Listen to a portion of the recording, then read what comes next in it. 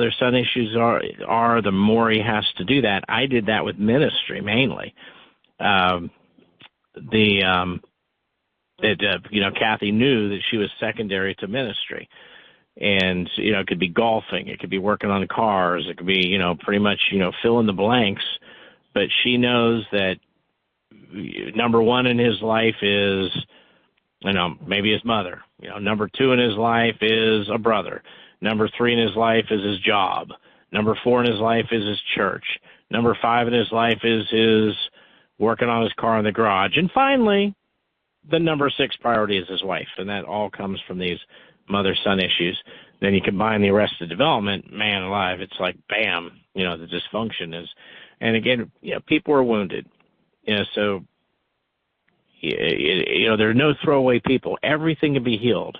If somebody is teachable, everything can be healed. There's nothing in the human existence that can't be healed if people are teachable. And once in a while, you got to cast the devil out or something. But in addition to casting the devil out once in a while, if somebody's teachable, they will come up and out of their stuff if they'll just be willing to learn. All right. So let's open the lines up. Questions. And Kent and Annette, if you guys have anything you'd like to comment, or anyone else, questions, comments, feel free. Lines are open. You have to unmute your phone. Yep, go for it. Can you do 8 and 9 again? Because I missed them.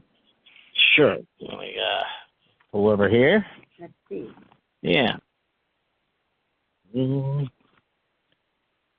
8 is religious abuse. That's spiritual abuse.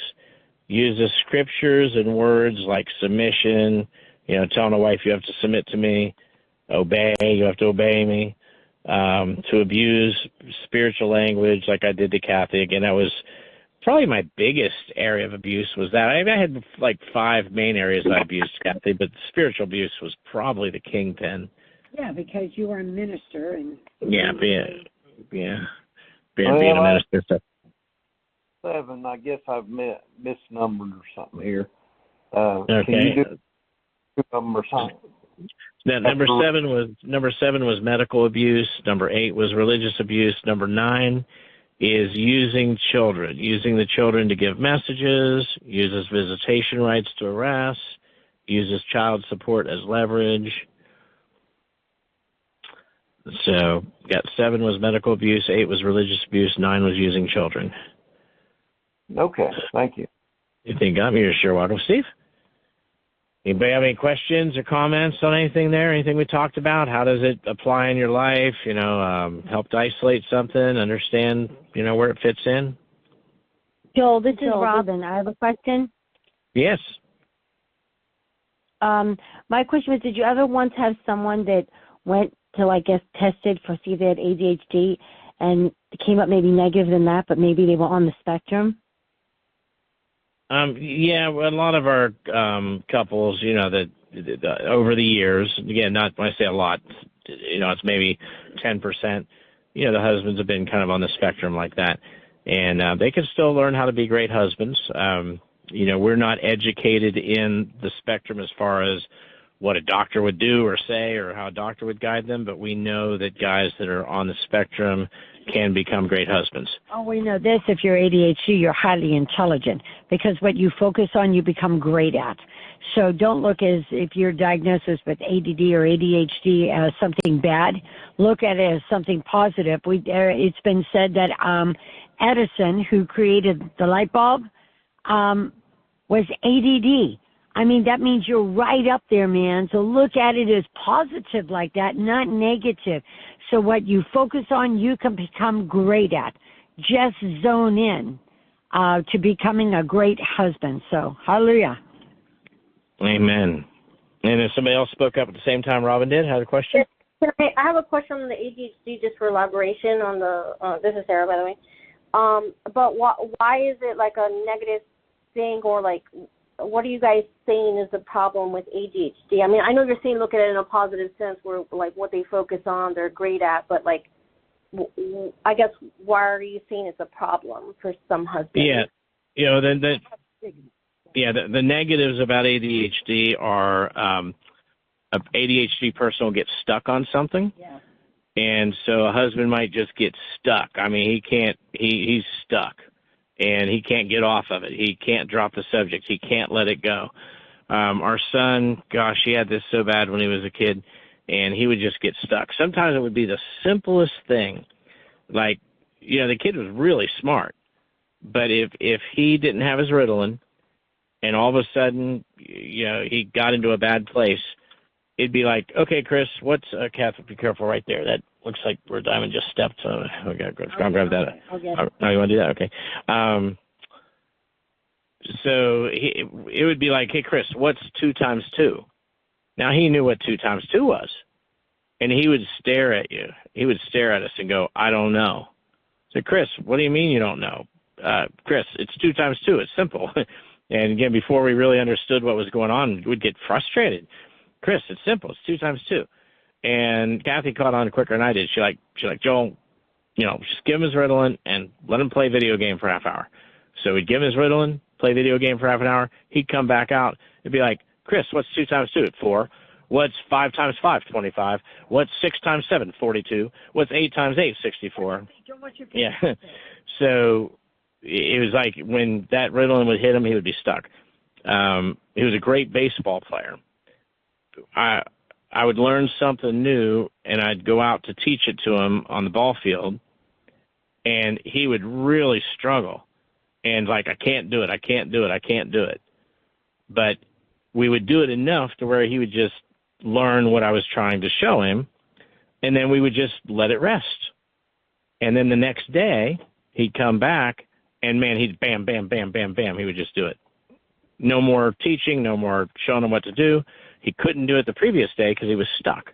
But now, the next day we come back, he's got Ritalin in his system, and bam, he could just do it so quick and make your head spin. He just had a situation just recently. He just had a situation with the place that he lives at. He got stuck over a situation that's happening over there, and I recognized him being stuck. And I was like, Chris, we went through this when you were younger. You would get stuck. And that's what you are. You won't drop the subject. You let your mind go nuts, and you gotta grab a hold of this. So he dropped the subject, went and took a Ritalin, came back, and he was totally fine. The next morning he says, Mom, you were right. So I was like, thank you. The other thing is they'll do things if they're not on the medicine. A person ADD will do things that are inappropriate. Yeah.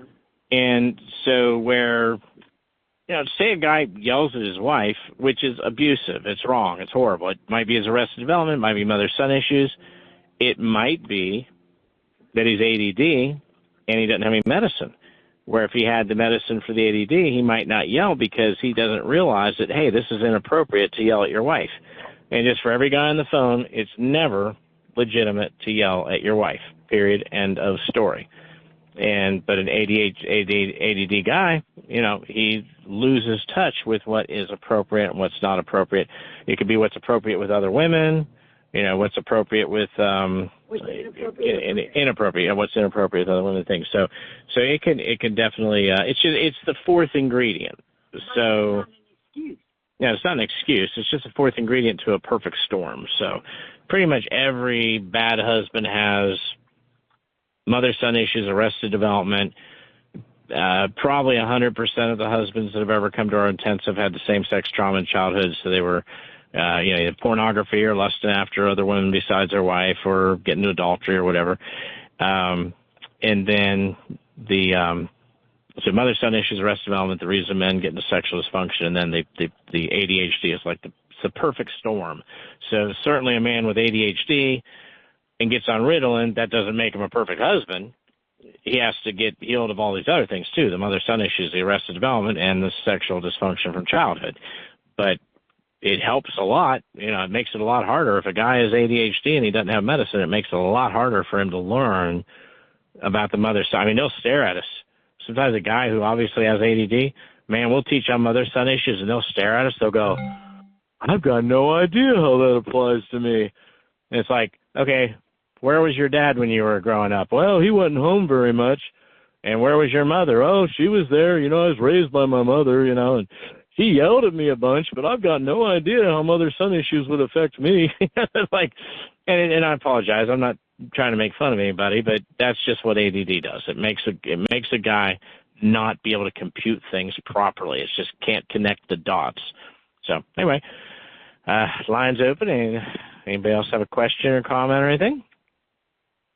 Joel, this is Jan. What's the difference, and I should know this, I'm sure, between arrested development and mother-son syndrome? I just get confused on that. Sure. And they will blend. They'll blend together. But the arrested development is the trauma in childhood, normally for the people that find our ministry. It's about 2 years old for the average guy. And for the wives, it's 3 or 4 or 5 years old. And what happens is we quit growing emotionally. We continue growing intellectually. We continue growing, in every other way, capacity to earn a living and, have conversations and all that stuff, be an intelligent adult. But when we get under